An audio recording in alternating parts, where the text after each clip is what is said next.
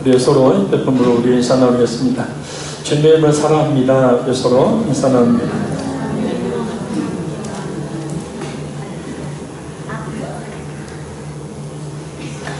그리스도의 피라는 말씀의 제목으로 이 시간 은혜 나누기를 원합니다. 아무리 맛있는 음식도 계속해서 먹으면 질리죠. 별로 먹고 싶지 않아집니다. 똑같은 이야기로 반복해서 들으면 역시 별로 듣고 싶지 않아집니다. 그런데 히스토리, 곧 그의 이야기, 이 예수님에 대한 이야기는 질리지를 않습니다. 왜냐하면 예수님에 대한 말씀은 우리 영혼의 양식이 되기 때문입니다. 무엇보다 예수님에 대한 말씀은 우리 성도에게 있어서 가장 중요한 믿음을 주고 또 믿음을 성장시켜주기 때문입니다. 우리 영혼에 힘을 주어서 우리로 하여금 이 험한 세상을 담대하고 또 용기 있게 살게 하는 원동력이 되기 때문입니다. 어떤 어려움과 두려움도 이길 수 있는 능력이 되기 때문입니다. 또한 이 세상의 많은 유혹을 이길 수 있는 지혜가 되기 때문입니다. 그래서 로마서 10장 17절 말씀처럼 우리가 듣고 또 들어야 될 말씀은 바로 예수님에 대한 말씀입니다. 이 시간 듣게 될 예수님에 대한 말씀을 통해서 믿음을 얻고 우리의 믿음이 성장하고 이 세상을 이길 힘과 지혜를 얻고 영혼의 깊은 위로를 받아서 영혼이 더욱 살아나게 되는 귀한 시간이 되기를 간절히 소원합니다. 말씀을 듣기에 앞서서 말씀을 듣는 세 가지 다시 한번 고백해 보도록 하겠습니다. 하나님의 말씀으로 받습니다. 내게 주신 말씀으로 받습니다. 긍정적으로 적용하여 순종합니다. 아멘. 하나님의 말씀으로, 그 말씀을 내게 주신 말씀으로, 그 말씀을 긍정적으로 적용하여 순종할 때에 하나님의 놀라우신 은혜와 축복의 역사가 있게 될 줄로 믿습니다. 11절, 12절 두 절 말씀 우리 같이 다시 읽겠습니다. 그리스도께서는 장래 좋은 일에 대제사장으로 오사 손으로 짓지 아니하는 것 곧 이 창조에 속하지 아니한 더 크고 온전한 장막으로 말미암아 염소와 송아지의 피로 하지 아니하고 오직 자기의 피로 영원한 속죄를 이루사 단번에 성소에 들어가셨느니라. 아멘. 구약의 대제사장이 사람의 손으로 지은 성소에서 염소와 송아지의 피로 1년에 한 번 속죄의 제사를 드렸지만 그 속죄의 제사는 효력이 1년밖에 가지 않아서 해마다 속죄의 제사를 드려야 되는 불완전한 것이었습니다. 그러나 예수 그리스도는 완전한 속죄의 제사를 드리면 곧 장래 좋은 일의 대제사장으로 오셔서 구약의 대제사장들처럼 사람이 만든 장막이 아닌 이 창조에 속하지 아니한 더 크고 온전한 장막인 하늘 성소에서 제사를 드리는 것처럼 자기 피로 영원한 속죄를 이루셔서 단번에 성소에 들어가십니다. 영원한 대제사장이 되시는 예수님은 구약의 불완전한 대제사장의 대신, 이 제사 대신에 완전하고도 영원한 속죄의 제사를 드리셨습니다. 영원한 대제사장이 되시는 예수님은 염소와 송아지의 피가 아닌 자신의 피를 속죄의 피로 흘리십니다. 영원한 대제사장이 되시는 예수님은 구약의 1년밖에 그 효력이 발생되지 못하는 속죄 제사가 아닌 영원한 속죄 효력이 발생하는 완전한 제사를 십자가에서 드렸습니다. 영원한 대제사장이 되시는 예수님은 하나님 앞인 성소에 1년에 한 번밖에 들어가지 못하는 구약의 대제사장들과는 달리 자신의 몸을 속죄의 제물 삼아서 단번에 성소, 곧 영원한 하나님의 나라에 들어가십니다. 오늘 번역 성경을 보면 이 12절을 이렇게 번역하고 있습니다. 숫염소나 송아지의 피가 아니라 자신의 피로 단번에 성소로 들어가셔서 영원한 구속을 얻으셨느니라. 우리는 여기서 이 단번에 라는 말과 그 다음에 영원한 구속이라는 이 단어의 의미가 우리에게 아주 중요하게 적용된다는 사실을 알 수 있습니다. 그 의미를 한번 살펴봅니다. 첫째는 단번에 라는 말의 의미입니다. 이 말은 예수님께서 십자가에서 그 피로 이루어지신 속죄의 제사는 단 한 번의 제사이지만 그 한 번의 제사로 말미암아서 우리의 과거, 현재, 미래의 모든 죄를 단번에 씻어주셨음을 의미합니다. 할렐루야. 우리가 죄를 지을 때마다 회개해야 용서받는다는 말이 아닙니다. 물론 우리 성도의 입장에서는 분명히 우리가 지은 과거, 현재, 미래의 죄에 대해서 그때마다 분명하게 회개하는 삶을 살아야 합니다. 그러나 예수님께서 단번에 이루어놓으신 그 속죄의 효력은 우리의 과거에 지은 죄의 그 효력이 미칩니다. 우리 현재 짓고 있는 그 죄의 효력이 미칩니다. 또한 우리 미래에 지을 수밖에 없는 그 죄의 효력이 미칩니다. 하나님의 시간과 공간을 초월하는 구속의 역사 가운데 우리의 과거, 현재, 미래의 모든 죄가 한꺼번에 사함을 받게 된다라는 겁니다. 제 손을 한번 주목해서 보시기를 바랍니다. 손끝에서 이 손끝이 하나님의 시간이라면 우리는 과거, 현재, 미래의 시간 속에서 사람들은 살고 있습니다. 근데 손끝 한 점에서 과거, 현재, 미래의 모든 그런 죄를 단번에 예수님이 단 한 번의 제사로 말미암아서 자신의 몸을 제물로 삼는 제사로 말미암아서 과거, 현재, 미래의 모든 사람들의 죄를 구속, 대속하셨다라는 사실입니다. 이 사실을 굳게 믿으시길 바랍니다. 할렐루야. 그래서 예수님께서 십자가에서 속죄의 피를 흘리실 때 우리의 모든 죄가 그 몸에 짊어져 있었음을 통해서 알 수 있습니다. 로마서 8장 3절 말씀입니다. 율법이 육신으로 말미암아 연약하여 할 수 없는 그것을 하나님은 하시나니 곧 죄로 말미암아 자기 아들을 죄 있는 육신의 모양으로 보내어 육신의 죄를 정하사. 아멘. 이 NIV 영어 성경을 보면 육신의 죄를 정하사라는 말을 이렇게 번역하고 있습니다. And so he condemned sin in sin man. 직역하면 그래서 그는 그 많은 사람들의 죄의 유죄를 선고받았습니다. 예수님께서 우리의 모든 죄에 대해 유죄를 선고받으시고 십자가에서 속죄의 제물이 되셨다라는 뜻입니다. 예수님께서 예수님께 전까지 우리의 죄에 대해서 이 유죄의 선고를 받고 죽으신 것이 아니라 우리의 과거, 현재, 미래의 모든 죄에 대해서 유죄 선고를 받고 십자가에 죽으셨다라는 겁니다. 따라서 예수님께서 그 몸에 지신 우리의 죄는 우리의 과거의 죄만이 아닌 또 우리의 현재의 죄만도 아닌 또 우리의 미래의 죄만도 아닌 우리의 모든 죄라는 것입니다. 할렐루야. 그리고 그 모든 죄에 대해서 유죄를 선고받고 십자가에서 우리를 대신하여 죽으셨습니다. 자, 그럼 예수님께서 왜 죽으셔야만 했는가? 우리 16절, 17절 두 절 말씀을 우리 같이 읽습니다. 시작. 유언은 유언한 자가 죽어야 되나니 유언은 그 사람이 죽은 후에야 유효한즉 유언한 자가 살아있는 동안에는 효력이 없느니라. 아멘. 하나님께서 이루시기를 원하시는 그 새 언약은 예수님께서 말씀하신 고린도전서 11장 25절 말씀처럼 예수님의 피로 말미암아 성취됩니다. 식후에 또한 그와 같이 잔을 가지시고 이르시되 이 잔은 내 피로 세운 새 언약이니 이것을 행하여 마실 때마다 나를 기념하라 하셨으니. 아멘. 따라서 유언은 유언자가 죽어야 되나니 라는 말씀이 의미하듯이 하나님께서 약속하신 그 유언이 되는 새 언약은 예수님의 십자가에 피 흘려 죽으심으로 그 효력이 발생합니다. 부모가 유언을 했어요. 재산을 얼마 나눠주겠다고. 요즘은 부모 말 마음대로 못하죠. 법대로 재산도 상속해줘야 합니다. 그런데 그 유언에 따라서 재산을 상속하는데 재산을 상속받으려면 분명히 그 유언을 남기는 부모가 돌아가셔야지. 돌아가시지 않으면 물론 돌아가시기 전에도 법적으로 상속을 해줄 수 있지만 돌아가셔야만이 그 유언이 효력이 발생하게 되어집니다. 이 16절에서 17절을 원어번역 성경을 보면 이렇게 번역하고 있습니다.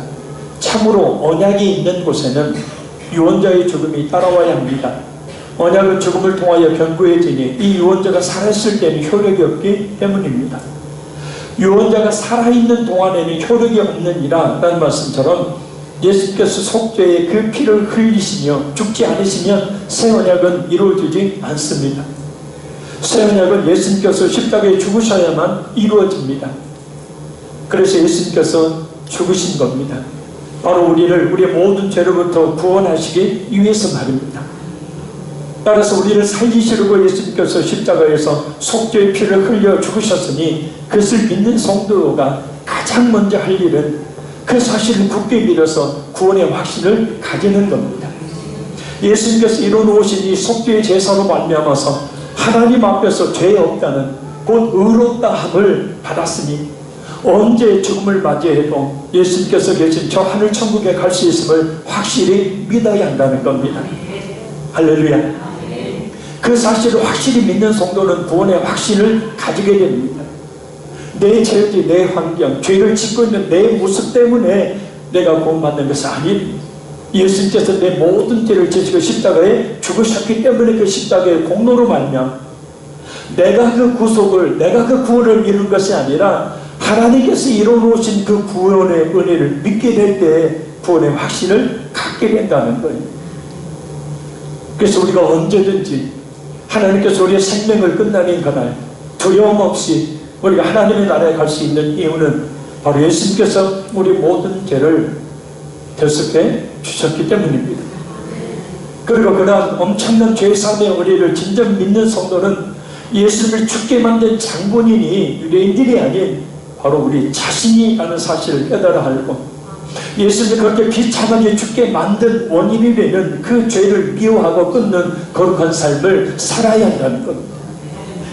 예수님의 십자가에 죽게 만든 것이 바로 자신의 죄임을 아는 믿는 사람이, 믿는 성도가 예수님을 죽게 만들었던 그 죄에 대해서 무감각하게 습관적으로 반응하며 죄를 지을 수는 없는 것이기 때문입니다.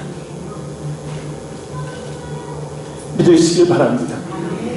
예수님께서 나의 과거, 현재, 미래의 모든 죄를 단번에 단 한 번의 제사로 말미암아서 그 몸에 지시고 모든 죄를 사해 주셨다는 사실을 말합니다.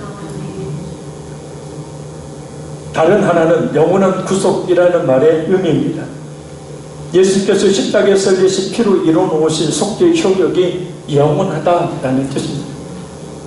그래서 과거에 살았던 성도들도 현재 살고 있는 성도들도 또 미래에 살 그런 성도들 역시도 언제 어느 시대에 살든지 간에 예수님을 믿기만 하면 그 십자가의 효력이 미쳐 구원을 받게 됩니다. 2000년 전에 이 땅에 오셔서 십자가에 못 박혀 죽으신 예수님의 십자가의 효력이 2000년이 흐른 오늘 우리에게 그대로 미쳐서 우리가 구원을 받듯이 예수님의 십자가의 효력은 창세부터 주님 오시는 그날까지 모든 주 예수 그리스도를 믿는 사람들에게 그 십자가의 속죄 효력이 미치게 된다라는 겁니다. 우리 교회당 밖에 보면 우리 최인규 집사님 또 우리 장로님들이 크리스마스 트리를 장식해 놓았습니다. 밤에 보면 참 그 불빛이 매우 아름답습니다. 근데 그 트리는 사방으로 퍼져 있어요. 아까 제가 제 손가락을 보십시오라고 했듯이 이 별, 보통 트리는 별을 제일 위에 세웁니다. 그리고 그 밑으로 이 여러 갈래의 불빛이 퍼지도록 만듭니다. 사방으로. 이 별은 다윗의 별, 곧 뭐냐면 예수 그리스도를 상징하고 그 예수님으로부터 사방에 그 빛이 퍼지는 것을 이야기해요. 그래서 예수님의 십자가의 구속의 은혜가 이렇게 과거, 현재, 미래를 초월해서 영원하니 무엇보다도 오늘이라는 시간 속에 살고 있는 우리들은 속히 예수님을 믿음으로 구원의 은혜 가운데 거해야 된다는 겁니다.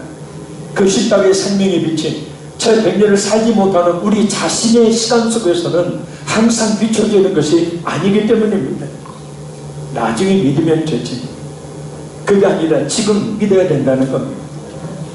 자, 그럼 예수님께서 왜 피를 흘리셨을까요? 자, 우리 13절 말씀을 읽겠습니다. 염소와 함소의 피와 및 암송아지의 죄를 부정한 자에게 뿌려 그 육체를 작별하게 하여 거룩하게 하거든. 아멘.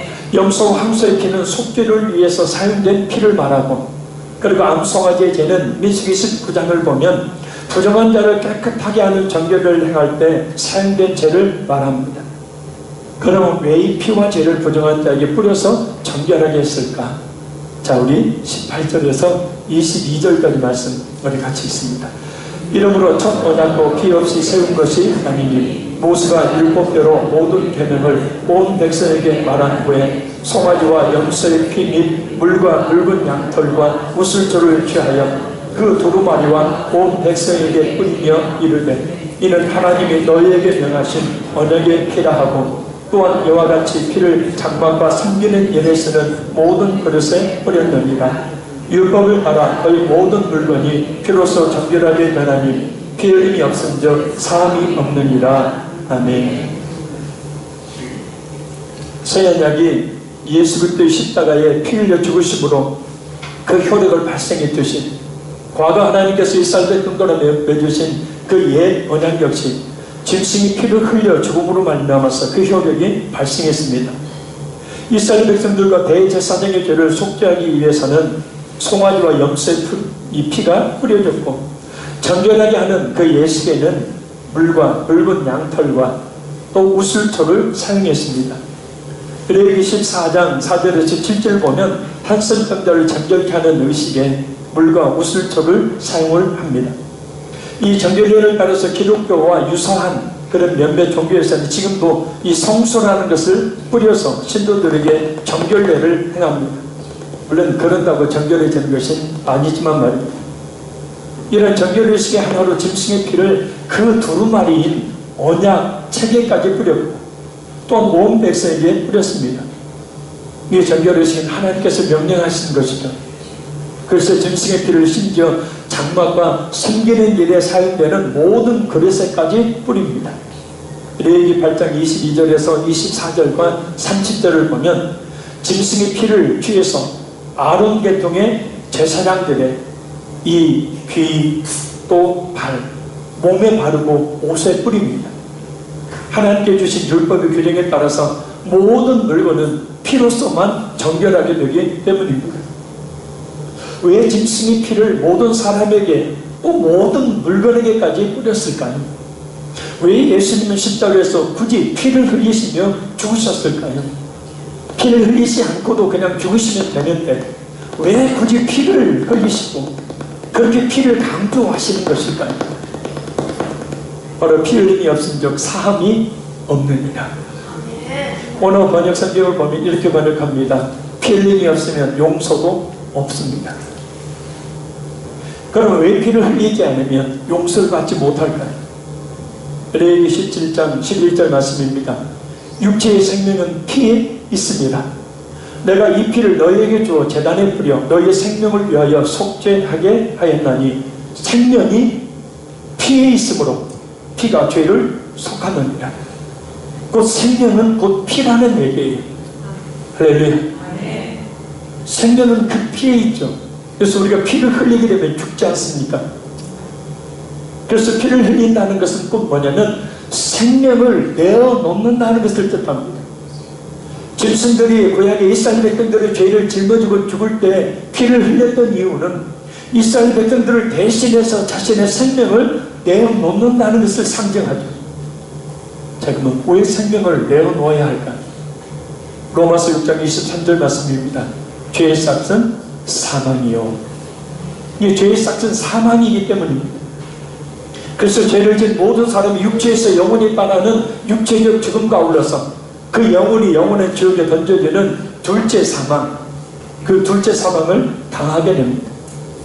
따라서 죄의 삭은 사망이기 때문에 죄를 갚으려면 그 사망이라는 대가를 지불하면 죄를 사함받을 수 있게 된다는 거죠.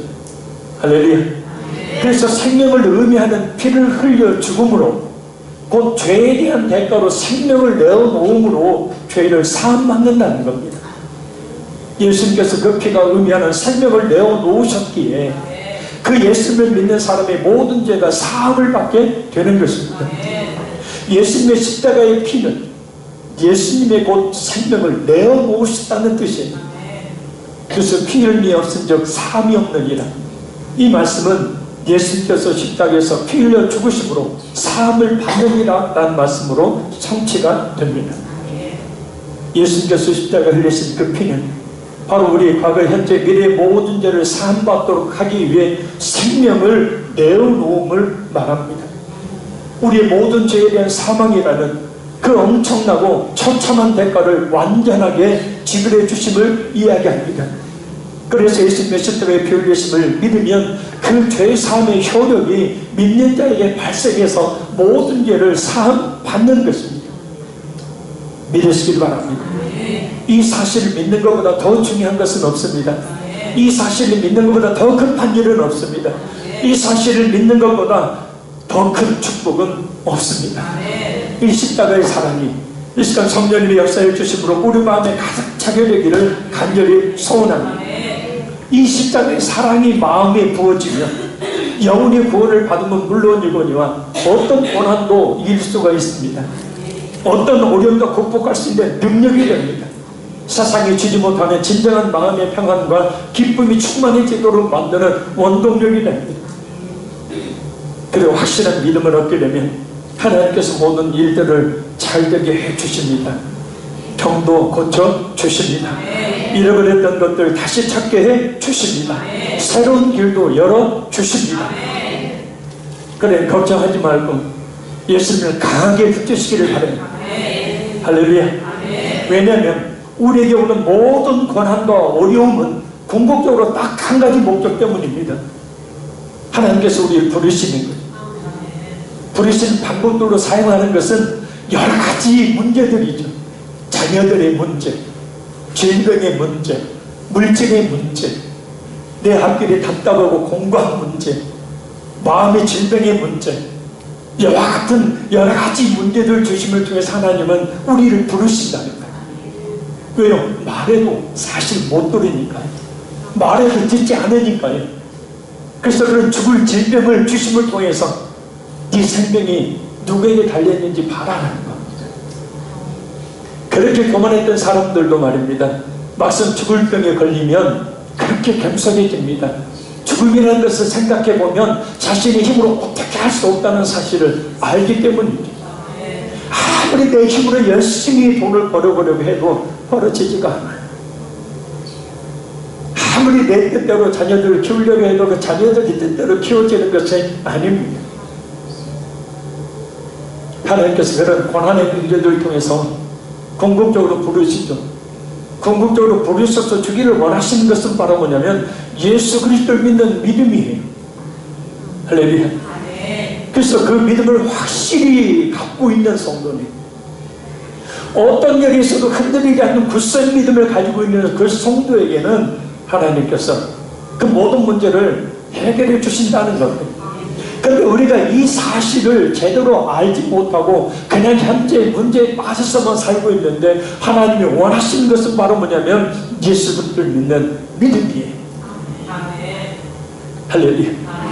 그래서 그 믿음만 확실히 갖게 되어지면, 진짜 내가 진짜 예수님을 확실히 믿는 진실한 믿음을 갖게 되어지면 하나님이 어떻게 하시는가 한번 보시기 바랍니다. 사실 계속된 연단과 고난이 하나님께서 우리에게 더 확실한 진실한 믿음을 주시기 위해 하십니다. 욥에게 하나님께서 엄청난 고난을 주셨죠. 이 세계 역사상 그렇게 큰 고난을 겪은 사람이 없다고 말할 정도로 10명의 자녀들이 한꺼번에 죽어버렸습니다. 있는 재산 다 뺏겨버렸습니다. 강도들이 다 빼앗아가버렸으니 자기 몸엔 죽을 병에 걸렸으니 머리에서 발까지 욕창에 걸려서 기관장으로 그것을 긁어내야, 그 고름을, 그 썩은 것들을 긁어내야 살 수 있기 때문에 아내는 자신을 저주하고 떠나버렸습니다. 이와 같은 고난이 없죠. 근데 하나님께서 그와 같은 고난을 주신 이유를 욥은 깨닫죠. 그래서 나중에 이렇게 고백합니다. 그동안 내가 죄에 대해서 귀로 들었사오나 이제는 내 눈으로 주를 봅니다. 그냥 들은 믿음, 예수님에 대해서 하도 많이 들어서 그냥 내가 믿는 것으로 착각하는 것이 아니라 그 예수님의 인격적으로 확실히 믿음으로 말미암아 만나는 믿음 말이에요. 귀로 들어서 한 귀로 듣고 한 귀로 흘려버리고 나도 알아요 이게 아니라 이제는 내 눈으로 예수님의 내 눈앞에 있는 것을 봅니다. 예수님의 십자가에 죽으신 것은 곧 나의 모든 죄를 그 몸에 지시고 죽은 것임을 확실히 믿습니다. 그래서 그 예수님 때문에 내가 영원한 생명을 얻을 것을 확신합니다. 예수님께 강력한 믿음으로 말미암아 달라붙어 있기 바랍니다. 그러면 예수님께서 여러분에게 놀라운 은혜와 축복을 내려주실 줄로 믿습니다. 할렐루야. 그래서 예수님에 대한 말씀을 전하는 거예요. 그래야 예수님에 대한 말씀을 들어야 그 예수님을 믿을 수 있고, 그래야 근본적인 우리의 삶의 문제가 해결되기 때문입니다. 아무리 제가 강단에서 여러분 하나님의 축복을 받으십시오, 위로를 받으십시오, 은혜를, 여러분 하나님의 그 기쁨과 평안을 누리십시오 아무리 외쳐도 예수님께 붙어있지 않는, 예수님을 본바 만진바, 예수님을 인격적으로 만나는 믿음이 없을 때는 그 모든 것들은 다 망한 것입니다. 그래서 우리는 예수님에 대해서 듣고 또 들음으로 말씀합니다. 그 예수님을 굳게 믿고, 할렐루야, 어떤 상황 가운데서도 흔들리지 않는 굳은 믿음을 가질 때 그 예수님이 힘이 되고 능력이 되고 위로가 되고 소망이 되고 우리의 모든 것이 된다는 거예요. 할렐루야. 예수님을 강하게 붙드시길 바랍니다. 그 십자가의 그 능력을, 십자가의 사랑을 강하게 붙드시길 바랍니다. 언제 불러도 여러분 찬양, 이 시간에 다시 한번 그 십자가의 사랑을 우리 입술로 마음을 다해 노래하며 고백해 봅니다.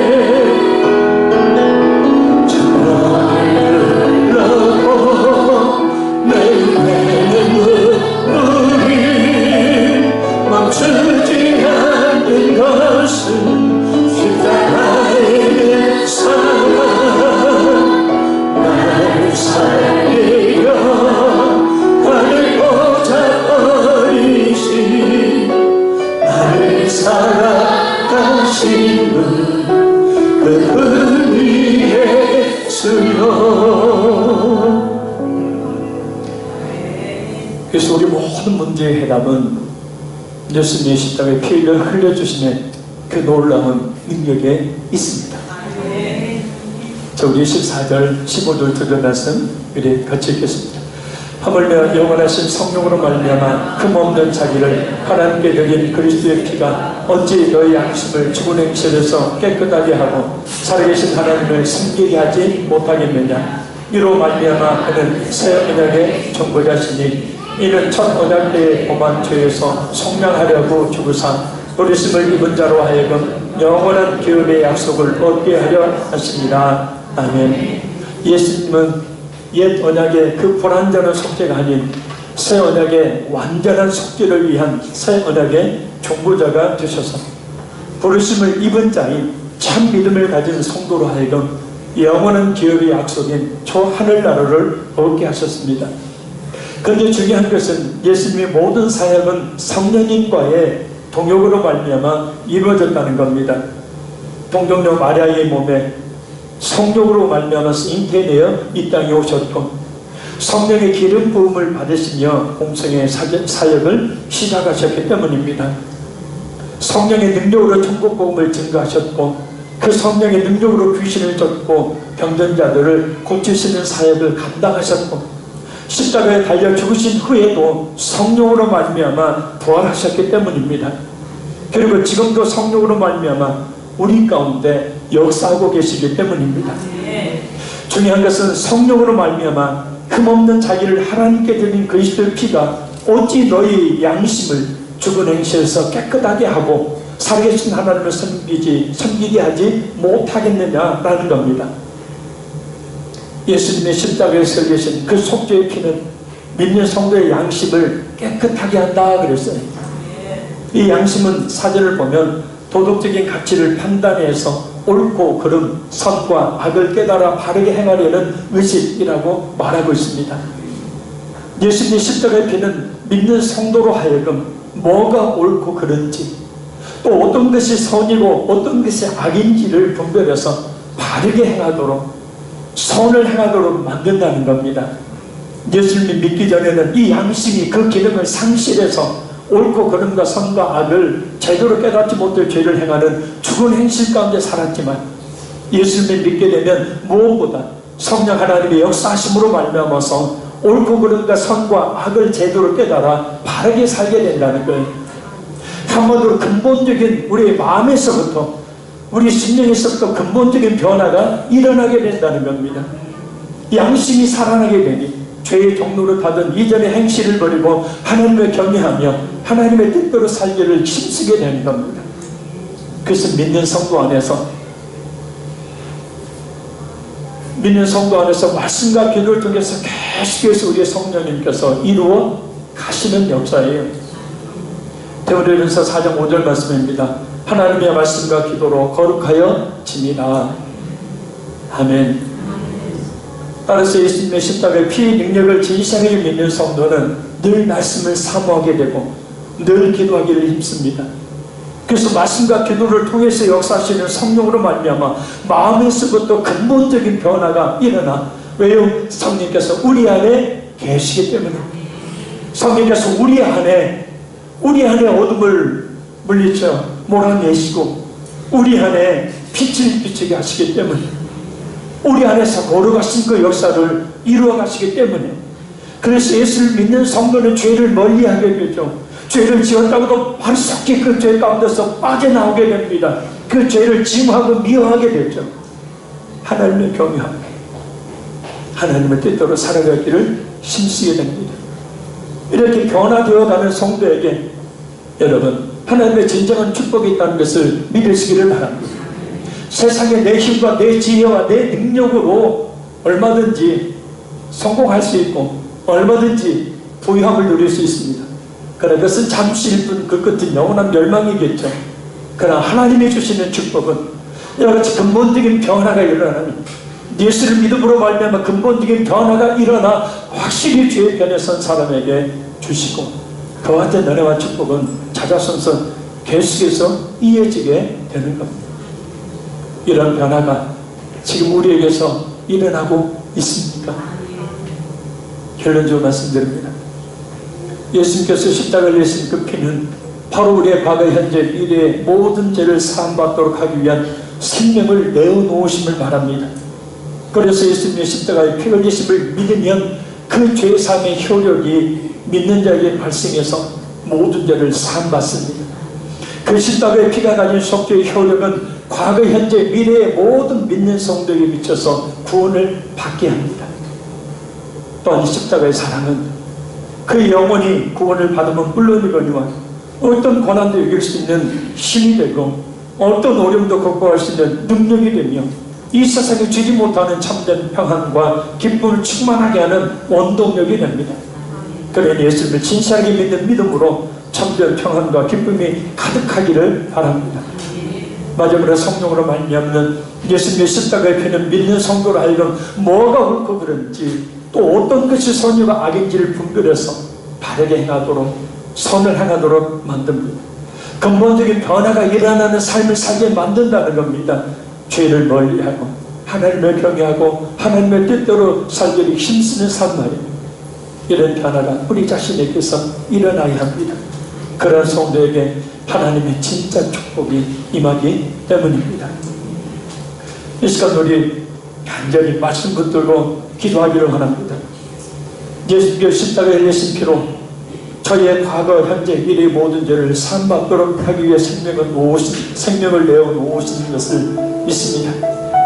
그래서 믿사오니 그 죄상 효력이 내게 미쳐서 구원에 이르게 하여 주시고 그 십자가의 사랑이 제 마음에 가득해서 어떤 고난도 이길 수 있고 어떤 어려움도 극복할 수 있고 이 세상에 주지 못하는 진정한 마음의 평안과 기쁨이 충만할 수 있도록 하여 주옵소서. 성령으로 말미암아 예수님의 십자가의 피의 능력이 나의 양심을 깨움으로 근본적인 변화가 일어나게 하시고 죄를 멀리하여 하나님의 뜻대로 살아가 하나님의 진정한 축복을 받게 하여 주시옵소서. 이 시간들의 통성으로 우리 간절히 기도하겠습니다. 살아계신 아버지 하나님, 예수님께서 십자가에 흘리신 그 피는 바로 우리의 과거의 흔적이